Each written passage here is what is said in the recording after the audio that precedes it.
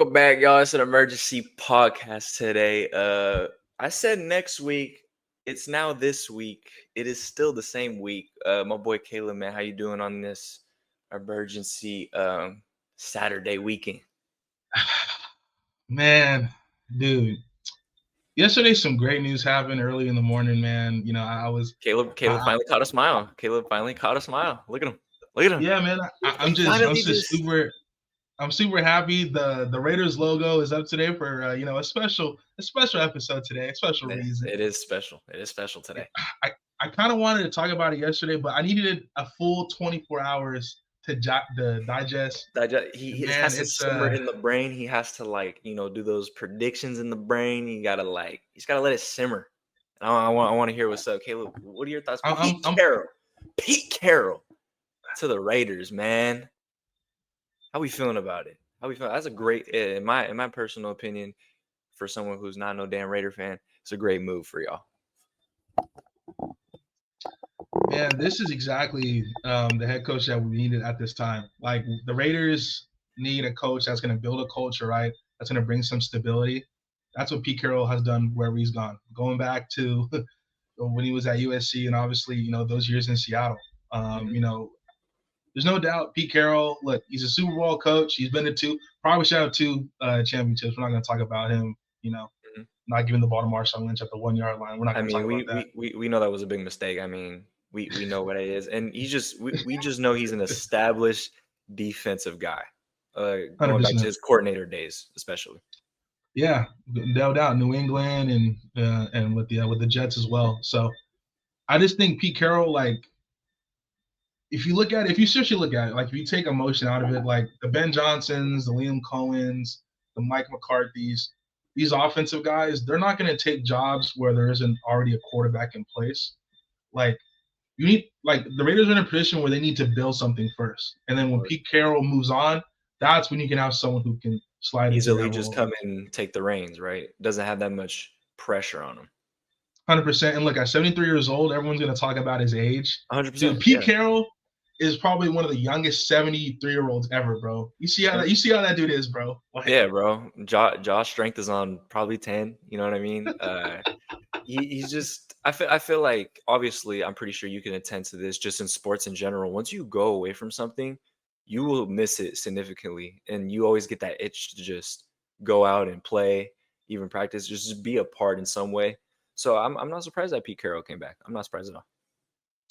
100%. And, it's kind of similar to like the Bill Belichick's, right? The Andy Reid's of the world. You look at their age and you're kind of like, man, these guys are getting older. Everyone's kind of moving towards the Mm-hmm. young minds, the OCs. But for me, like Pete Carroll, like football is just in him.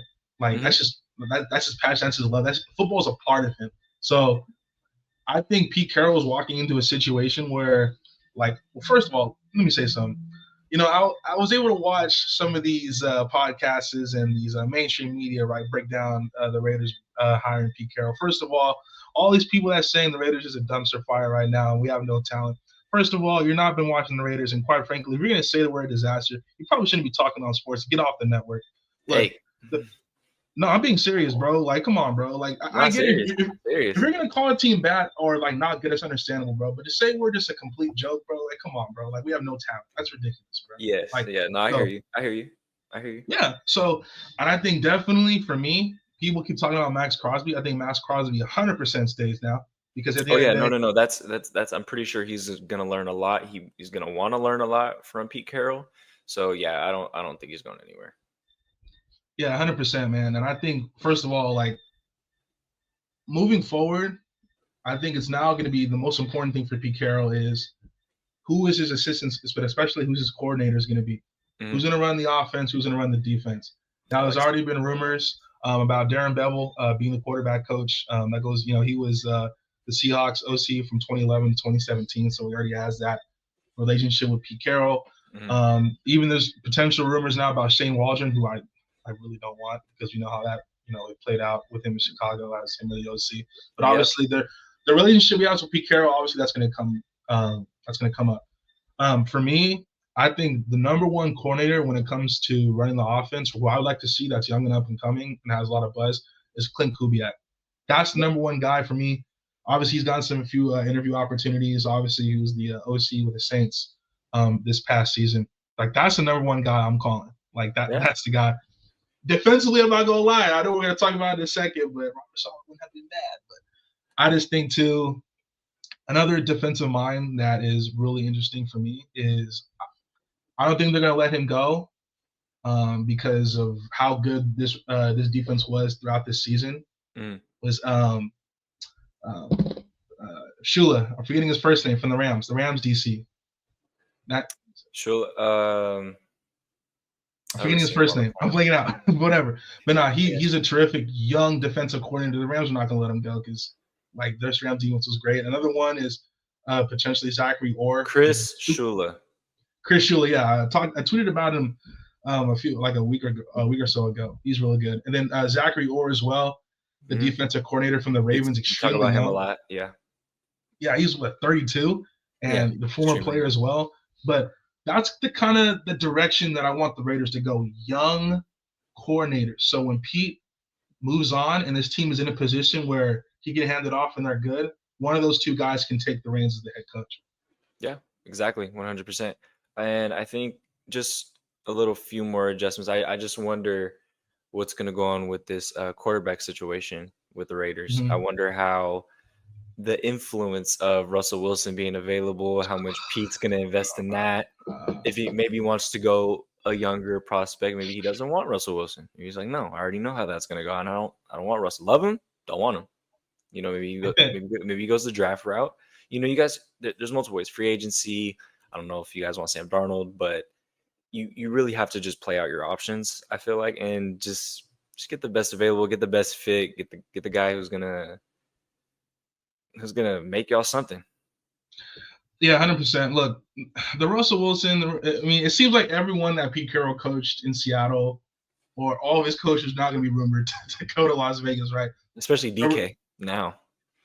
Ooh. Don't do that to me, bro. Don't get me excited like that, bro. We get DK. Yeah, no. I'm not gonna get you excited like that. I'm not. No, but I did see that though. I did see it, but I don't want to comment about it. But I was like, bro, that's crazy. Yeah, but DK, yeah. I mean, yeah. But the Russell Wilson thing, look, I think Russell Wilson. We were just talking about before we came on. I'm not the biggest fan. If Russ is going to be our starter throughout the entire season, I'm not a big fan of that. If he's going to be like a bridge, where at some point, I say like, what if he's a bridge and you guys draft Milroe in the 3rd round? See, I'm not mad at that.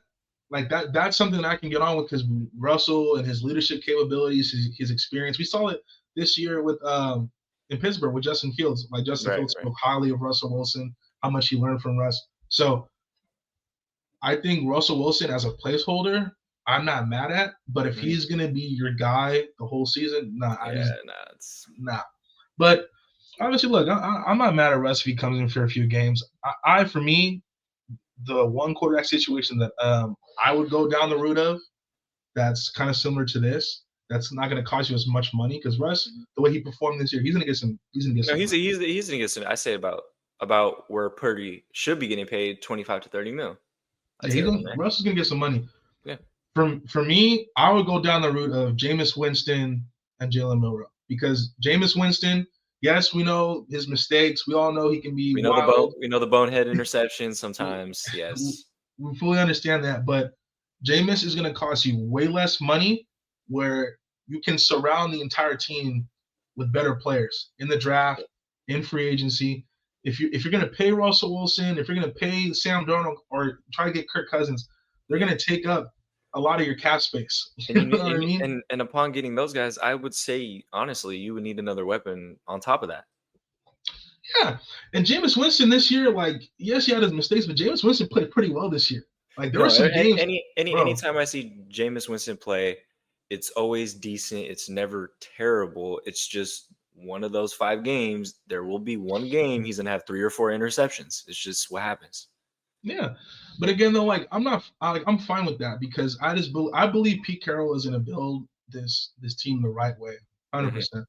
And so yeah, I would go Jameis and I would go Milroe. Look, Another thing that I want to kind of talk about a little bit, kind of transitioning with Pete Carroll, is a lot of people are talking about, again, similar to his age, but how it ended in Seattle those last couple of years, right? A lot of people thought, Mhm. he's past his best. You obviously saw how the Niners ascended under Kyle Shanahan, how the Right. Rams ascended under Sean McVay. A lot of people thought Pete was done. Look, there's no doubt the defense the last few years they were what damn near last as far as stopping the run the last few years defensively, and definitely had fallen off compared to the Legion of Boom days, where from 2012 to 2015 this was the number one ranked defense in the entire NFL for 4 years. Mhm. Yep. But like the defense that he had towards the end of his tenure in Seattle, it was young. Like Mhm. it was an extremely young defense that obviously over time we've seen some of those players develop really well. But like he took over a young defense and a team that was in transition that lost Russell Wilson. He was coaching Geno Smith. I just think Pete Carroll, I think it came to a point in Seattle where he just needed a fresh start, right? Mhm. Sometimes it happens. He was there, what, 14 years, 10 playoff Yeah, appearances. 13 years. Yeah. So eventually it just comes to a time where it kind of gets stale and you just got to move on. It happens. But Yeah, just new scenery, new everything, new organization, new coaches, new coworkers, all that. It mm, definitely plays an effect. But what I've noticed is that defense has always been the solid part of that team. And even now, what that defense is built on is off of Pete Carroll's draft picks. I'm sorry, that's what it is. Like he has built that team to what it is today. And the credit they have is due to Pete Carroll. 100%. And look, they brought in John Spytek, right? His relationship with Tom Brady. They were teammates when Tom Brady was at Michigan. Obviously, when Tom Brady was in Tampa Bay, there was that relationship there. So Was. look, there's no doubt Tom Brady had a hand in bringing in John Spytek to be the GM. Hmm. And there's no question Mark Davis and the rest of those guys in their front office are listening heavily to what Tom Brady says. Who do you think should be the head coach, right? He Yeah. clearly respects Pete Carroll. And no doubt, like Pete Carroll's one of the greatest coaches of He's all played against time. Pete Carroll. I'm sure he knows about that defense. Yeah, exactly. And now just looking at this AFC West, bro, you got Sean Payton, you've got Andy Reid, you've got Jim Harbaugh, and now Pete Carroll. I And mean, that these, it's a flop. It's basically NFC West running it back. And it's just it's flop with Pete yeah, Carroll and Jim. That's hilarious. yeah. The Pete Carroll and Jim Harbaugh rivalry is renewed. It I'm is excited, man. I'm back. excited. Yeah, no. It's something to be excited for. I did want to ask you though, does this up the chances a little bit more for you guys to go more of a defensive route with your first pick? Will Johnson you were discussing about. I know you said.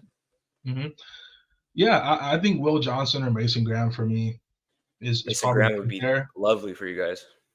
I think Ashton Genty is going to be the one where you're like, You're just like, is it too early or would yeah, it be the perfect pick? Because you guys do need a running game at the end of the day. You know what I mean? and that 100%. And so that's, but I just think, look,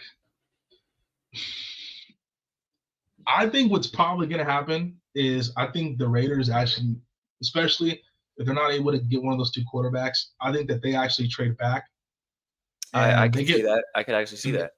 and they get more assets where they can take an Ashton Genty later in the draft and kind of work their magic around. Because I mean, look, Will Johnson is a very there's no denying his talents as a prospect, but there's also the was it McMillan, right, the wide receiver. Yep, McMillan. So That'd be a nice addition as well I just for think either a young quarterback or a veteran coming in.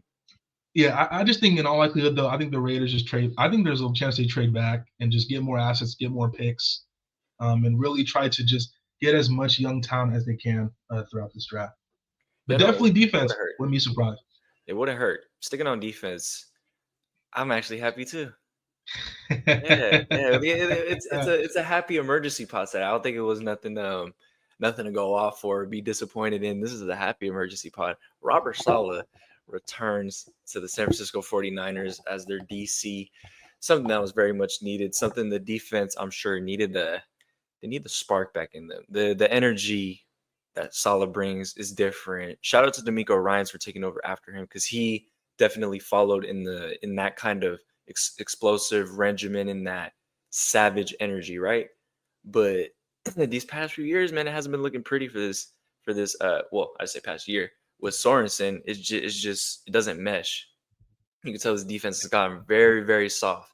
But I just want to bring attention to Saleh's defense in his previous tenure. All credit to 49erswebzone.com. Saleh's defense ranked 24 in total yards allowed in 2017. Keep in mind that was a terrible year for the 49ers. 13th in 2018, second in 2019, and fifth in an injury-plagued 2020 campaign. So you obviously see the progression as the years go along. He also did that with the Jets as well. Even though they never had a winning record, Saleh's defense either progressed or was always in the top. So this is a phenomenal move by the 49ers. I know you don't care too much about the 49ers, but what are your thoughts on this, by the way? I tweeted it out. It's a great hire. There's a reason why that Robert Saleh was getting head coaching opportunities, even the way it ended with the Jets. People understand that he got scapegoated with the Jets. People understand that Robert Saleh is a quality coach, and the way that it ended with the Jets is not a reflection of him. What's the quote? All gas, no brakes.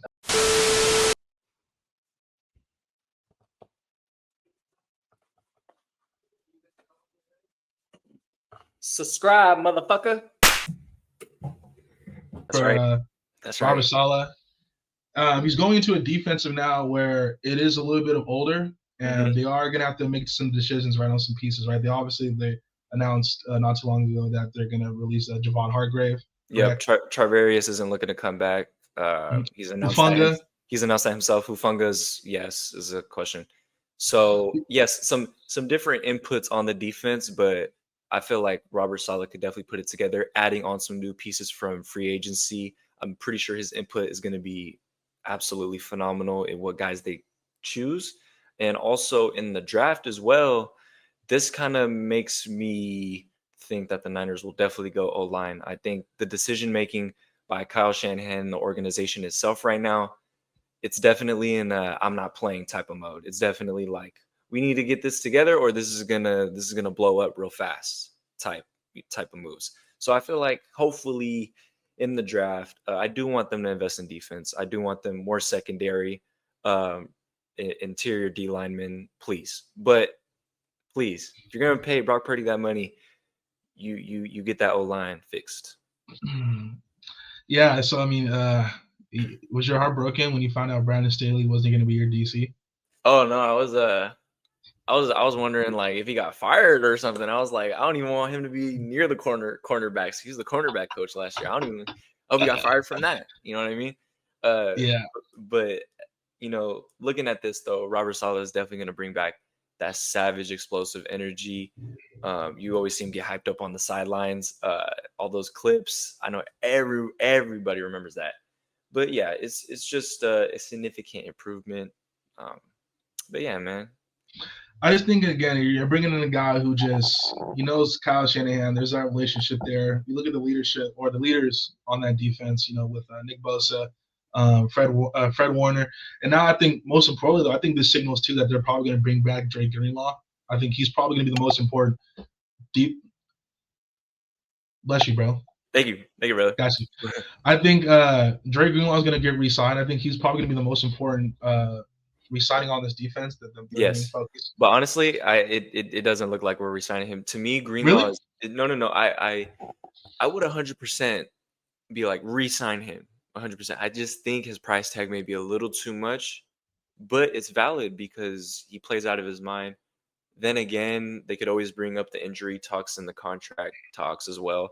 So I don't know. Maybe if the Niners play their cards right, they could re-sign him on a nice deal. But I just see Greenlaw going somewhere else for the bigger money. I've also heard him mention the Raiders in itself. So if you guys could get Greenlaw, that'd be a great addition to your defense. Along with Spillane, that'd be disgusting, right? So, I think he's gonna weigh his options, if anything. I'm interested to see like as far as since Robert Saleh is back now, I'm interested to see if they're gonna run the same defense there that they did a few years ago when he was there. I'm intrigued how overall how it's gonna play out, man. Because I think for me, realistically, I think Robert Saleh was the best defensive mind available as far as on the coaching tree. Yeah, and something the Cowboys were looking to pick up Oh, as their head coach. man, Jaguars were looking to pick up as their head coach. You know, Robert Saleh had a few candidates, and he wanted to come home. bro, the Cowboys, man. I don't want to talk too much about it, man, but Hey, do you want to touch on that a little bro, bit? Who is their head coach? Brian Schottenheimer. Hey, look, no, but see, look, I tweeted Brian hold on. Schwarzenegger? Look, I tweeted something out about Schottenheimer, man. Look, this is a team that look, Jerry Jones is the Cowboys owner. Jerry Like Jones is senile. That's what it is, brother. I don't think it's anything else. But Jerry Jones is senile, and I mean that man needs to just sell the team, even though he won't. But like, he just yeah, needs to be rid of that team. look, for the people that really thought that Deion Sanders was going to take the Cowboys job, I mean, like, come on, bro. Like, let's be real here. We're not in fantasy Hey, land. that's straight Twitter and TikTok fantasy booking right there. Dude, you think Deion's going to leave Colorado where he has complete control to go to And didn't he just like have a 5-star quarterback commit or something? I yeah, remember some big deal Julian about Lewis. that. Yeah, Julian Lewis. Yeah. Like, he's going to leave that environment where he said just got the number one quarterback. He's going to leave that where he's the guy. So now going to Dallas, where I get it, he was drafted there. He has great relationship with Jerry. He played there. But he's going to go to a place where now Jerry is basically calling all the shots. No, Brian's not going to do that. So No. this, for me, I think in all likelihood, it makes sense. Jerry Jones wants a coach where he can basically oversee. He could play puppet master. He could play it. There you go, right? Like basically with Jason Garrett, because Mike McCarthy's not that bad of a coach. Like when they let go of him, I was like, really? They let go of Mike McCarthy? But again, Jerry Jones wants to be not just the owner, the GM, the coach. Jerry Jones basically wants to be the Dallas Cowboys. He wants to facilitate. He wants everything, especially because see how much money he gave Dak, so I'm pretty sure he wants to oversee that whole thing. 100%. But one thing I will say about Brian Schottenheimer, even though he was tagged the OC, a lot of people give all the credit for Mike McCarthy calling plays, but I think Brian Schottenheimer does have to take some credit. You know, he's not just a coach who's just standing on the sidelines, not saying any words like he's a statue, right, or a scarecrow. Look, this is an offense that Dak Prescott missed 10 games, and he still averaged over 20 points per game. That's and true. they finished 17th in total offense. Like with a Jimmy G guy at best, like it's Cooper Rush is not that good. So I do give him some type of credit, but it's just much better candidates. I feel like were available, but like you said, Jerry Jones, there's so much influence. Yeah, then look at you know how I feel about Rico Dowdle, man. I'm one of the more underrated running backs in the league, and from week 11 on, he was one of the better running backs in the NFL. I told you about Rico. I told you about Rico. I didn't say it was bad. All I said was I just think you need to add just another running back. Do it as a tandem. Look what the Lions did. Put it as a tandem. I'm pretty sure both of those guys are going to improve significantly. Maybe Dallas, I don't know their cap situation, but maybe they go out and Najee Harris, maybe. Najee Harris, that wouldn't be terrible, especially if you're going to do it as a tandem. It has to be as a tandem. If they get Ashton Jeanty and Rico, I mean, that's pretty nasty. You don't have to put all the carries on Jeanty either. So I'm mad at that, but you know, for me, in the end, I'm just kind of thinking about like, this offseason, bro, I'm really intrigued to see like the quarterback movement. There's gonna be a whole lot of emergency pods, bro, for real, man. But Pete Carroll is the coach, and it's a glorious day in Raider Nation, man. We got our guy, and great days are ahead. Yeah, when Robert Saleh is back at DC for the Niners, you know it's looking on the up and up. We just got to figure out this money situation, this draft situation. Hopefully, we're back right Brock in. Purdy, $50 million. Here we go. Oh, I'm gonna throw it. No, 35 million. I'm capping them out. 35 million. Hey, no mas. Hey, I'm really intrigued, bro. Like, if you had to put up like a price on it, how much you think they're giving Brock Purdy? Realistically, what do you think it looks like? Like what they're gonna give him? Like yeah, what do you think? I'm not gonna do the whole years thing. If anything, I'm predicting years is gonna be like 3 or 4 for sure. They're not gonna do no 2-year deal, and they're gonna do 55. They're gonna do 55. Damn. I could just see it. At lowest, 45. Just I know how they view him. I know how the fan base views him. I could tell what they want to put behind Brock Purdy. So I I can see it. I can just see it. Not the correct move, not the smartest move in the book at all, but that's probably what it's gonna be. Yeah. Like I said, that's why you draft O line because who are you signing there? And guess what? Yeah. Guess what? When Brock Purdy is still making all this money, Trent Williams. Hey, as far as I know, Trent Williams is here to stay as of right now. But when Brock Purdy's still making that money, some of those years, Trent Williams is gonna be gone. So there's some investment to be had in the offensive line, please. But yeah, I think that covers the emergency pod. You know, Caleb's happy. I'm happy. This is a great little quick episode. Not everything has to be 45 to an hour. You know, y'all could just digest this little quick episode on the weekend. But we're gonna go ahead and see y'all next Wednesday, man. It's been me and your boy Caleb. Follow the social medias. Go follow the TikTok, man. It's unbanned. It's unbanned. Y'all can go follow that. We back in. Yeah, bro. TikTok. So it's unbanned, baby. Yeah, it's unbanned. So and you know, you can go follow Instagram if you don't have TikTok. Go catch the reels if y'all deleted it like some idiots. But we're gonna catch y'all in episode 29. It's been me and your boy Caleb, man. We out. Peace. You see.